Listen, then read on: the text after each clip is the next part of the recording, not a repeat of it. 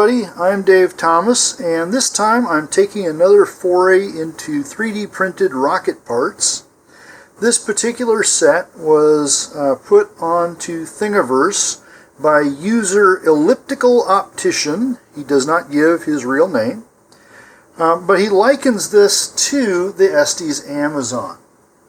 And so what comes in the files are three different types of fin cans here. I've printed two of them. So I've got the swept wing one here and then an elliptical wing one here. And there are also, let's see, I believe 4 different nose cones, and I've picked 2 of them. And these are meant to be flown with 24mm motors. And you can also print out a motor retainer here.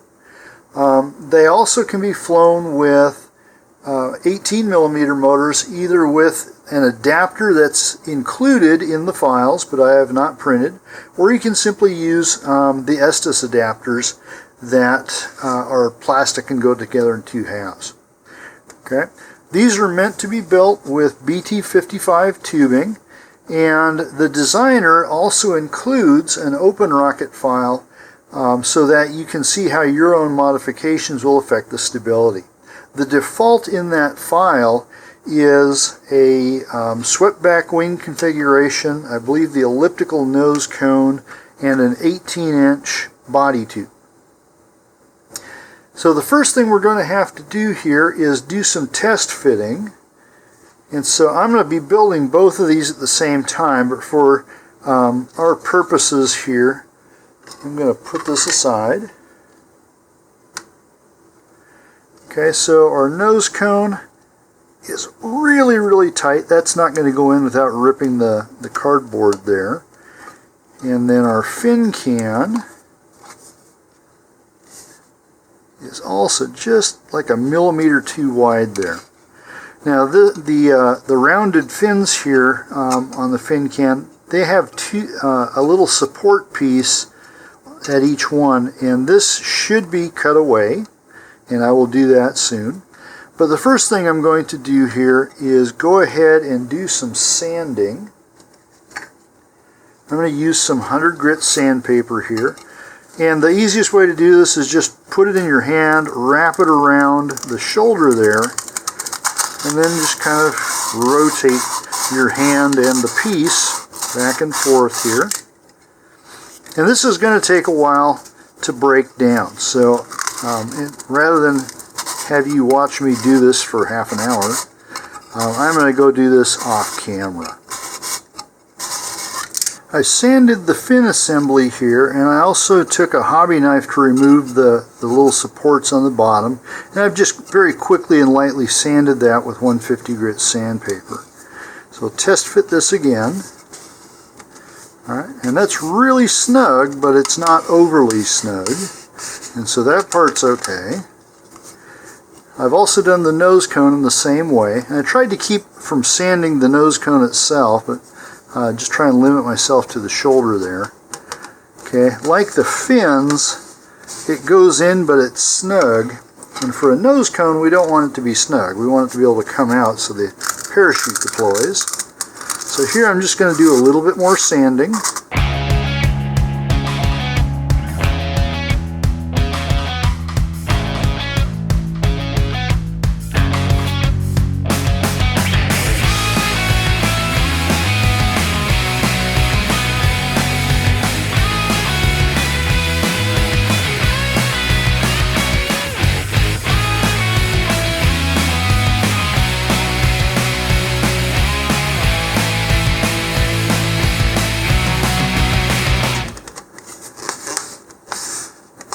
Alright, that's going to take even more work, so I'm going to go ahead and finish that off camera.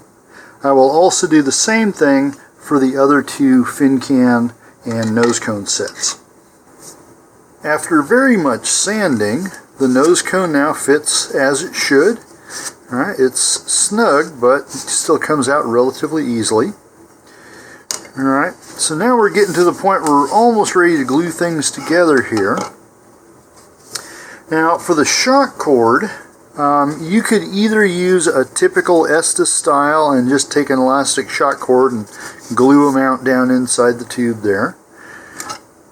Okay, this, if we can see, you can see this notch down here. That's supposed to be for a shock cord, and I'm not quite sure how the designer has envisioned this. Basically, as far as I can tell, it's just meant to be epoxied into place there. Okay, I am going to use some Kevlar shock cord. Alright, and using the rule of thumb for long rockets that we want at least 3 times the body length, or the rocket length here, so I'm going to go with 4 times because much of the rocket length is going to be down inside the tube there. I want 3 lengths beyond that. So I'm just going to kind of wrap this around the body tube like this until I get roughly 4 lengths here. Alright, I'm going to go ahead and cut that off.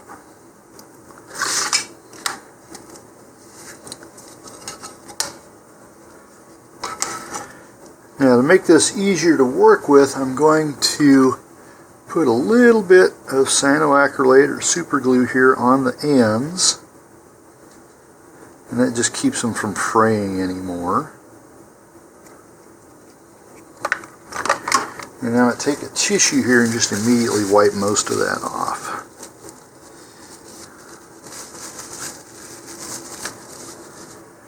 Okay, so I've removed the fin assembly again here. And what I'm going to do, I'm going to tie a series of knots in this.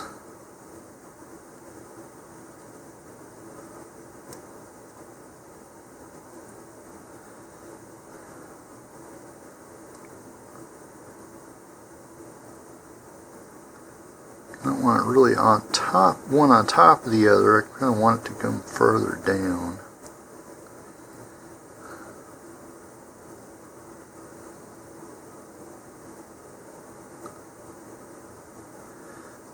Okay, there's a couple of knots there. And once again, I'm going to use a little bit of super glue here just to hold those knots in place.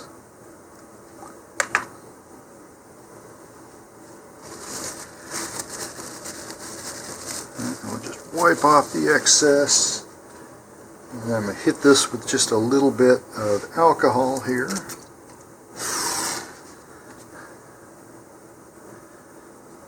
Okay, which will accelerate the hardening there.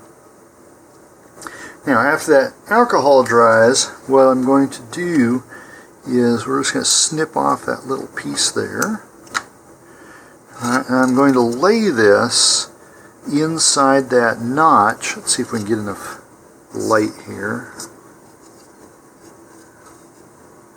Okay, so this is going to lay right inside that notch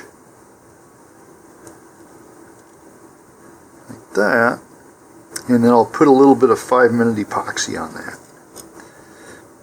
So I'm going to mix that up off camera here for just a minute and we'll come back. Here I have my epoxy made up. I also made a second shock cord for the other fin assembly here. Okay, so now I'm just going to first of all just coat this in a little bit of epoxy.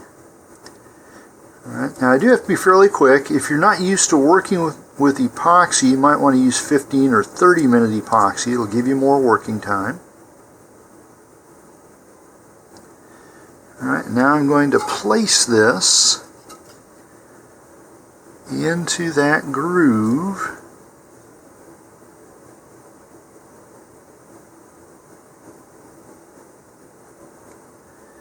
Okay, and then I'm just going to put a little bit more epoxy on top. Now be careful you don't get it down too far to interfere with the motor mount.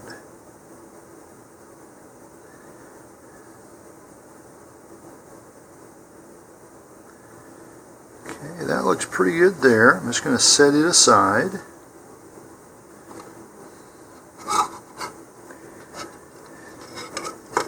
And I'm going to let these harden on their sides so the shock cord doesn't accidentally fall down into it.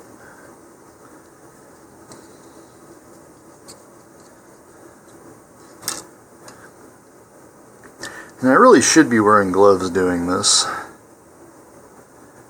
Prolonged exposure to epoxy can cause allergic-like reactions.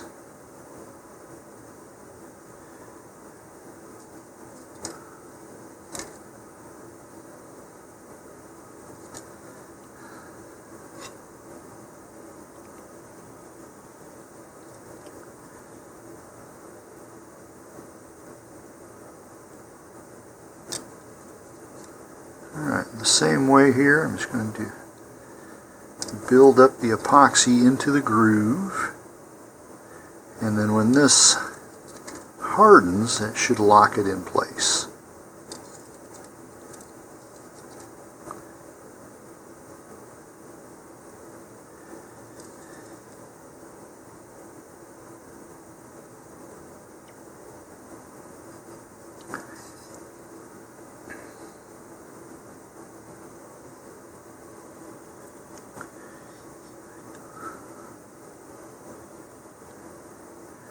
Alright, I'm going to let that one harden off camera as well. Here I've tucked the shock cords down into the fin cans, and depending on how you want your rocket to look, you can just glue these in, attach the nose cone, attach a parachute, and you're ready to fly. Especially if you have a pre-colored body tube like these white ones here. But if you want to paint this, you might want to consider waiting on assembly until after you paint the fin can and the nose cone and the body tubes. You also have the option with 3D printing of printing in different colors. So I just printed these in blue because that's the spool I had loaded in my printer.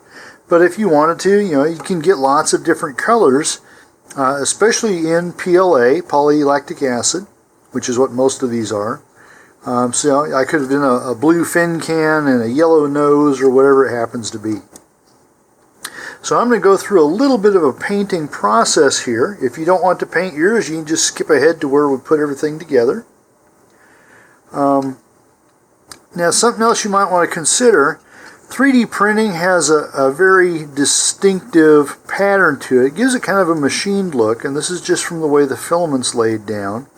And personally, I really kind of like it. If I'm not building something that's trying to set an altitude or a speed record, I actually like to leave this in, as it gives it kind of a machined look. But if you don't like that, you can sand this and then also apply a filling sandable primer, and that will also help get rid of that filament look to it. Now, I have already started the painting process here, and I have primed the two nose cones, and you can see here the primer will actually bring out a lot of the detail here. And so this is something else you can do just to decide whether or not you want to sand this, is prime it first and see if it still meets your expectations and aesthetic qualities there. And so, if it doesn't, then you can go ahead and start sanding on this, give it another coat or two of primer, moving eventually up to the paint. Okay, as I said, I'm going to go ahead and leave the machine look to this. So my nose cones here are ready for painting. The fin cans, I will go ahead and prime and then paint them as well. And then finally my body tubes also will receive a coat of paint and primer.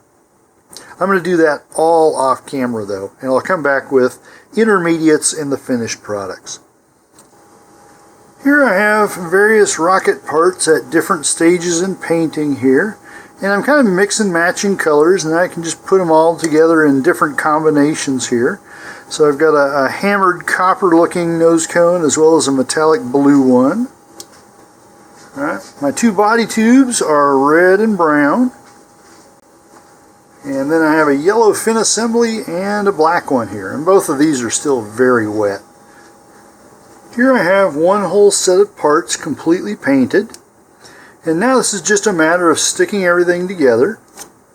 Now, something I want to make note of here, on the engine retainer cap, Okay, this uses a twist lock.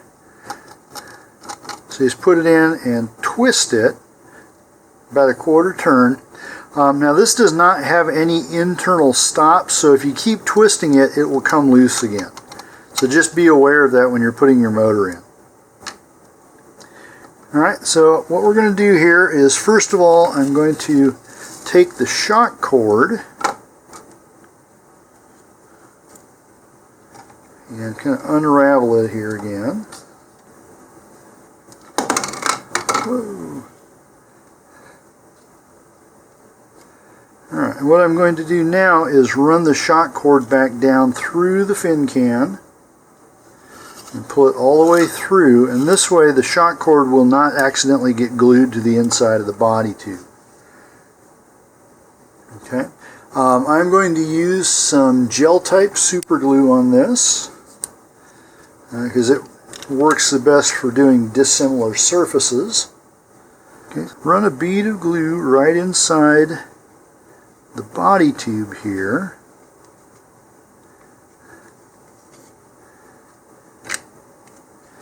Okay, now our launch lug is built into the fin can, so we don't have to worry about that alignment. And now as I put this in, I'm just going to give it a twist as we go to distribute the glue evenly. And it's going to grab really quickly to that sanded plastic there, so just be aware. Get this in quickly and don't hesitate, or you may end up with it partly glued halfway out. Okay. Once you've got that in place, go ahead and you can feed the shock cord back up through the body tube.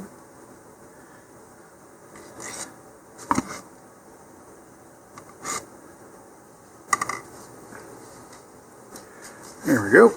Okay, and just pull it back up through. And then check and make sure you're not hung up somewhere inside the motor mount, and we're not. So that's going up all the way through there. Now if you want at this stage, you could add a parachute protector. I don't have one handy with me, so I'm just going to rely on good old-fashioned wadding for now. Alright, this nose cone has a pretty robust attachment point here, which will work good for anchoring our shock cord. It's not going to be so good for a parachute though, as it's just so big. So here, put in a double knot or 2 half hitches. And then as we've done before, go ahead and lock that in place with just a little bit of super glue here. Now for the parachute attachment, what I'm going to do is just come down about 10 centimeters or so, and I'm going to tie a fisherman's knot loop. So just take a loop like this and tie an overhand knot with it, also called a water knot. Okay, and then I can take my parachute with a snap swivel and just snap that right into place when I'm ready for it.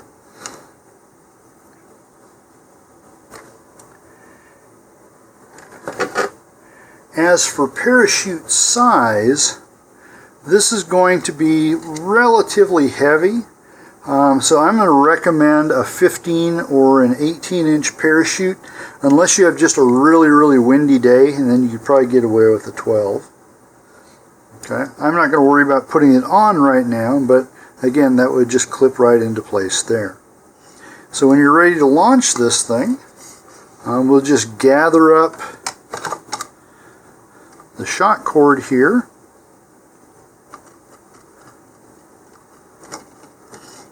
Alright, parachute will normally be attached.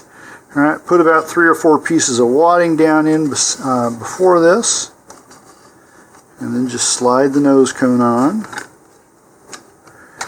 Okay, do a shake test here. So if you shake it rigorously and vigorously, this should not come off, but it still should be loose enough that you can pull it off without a lot of force. Alright, and this looks pretty good that way. Okay, so there's the basic rocket.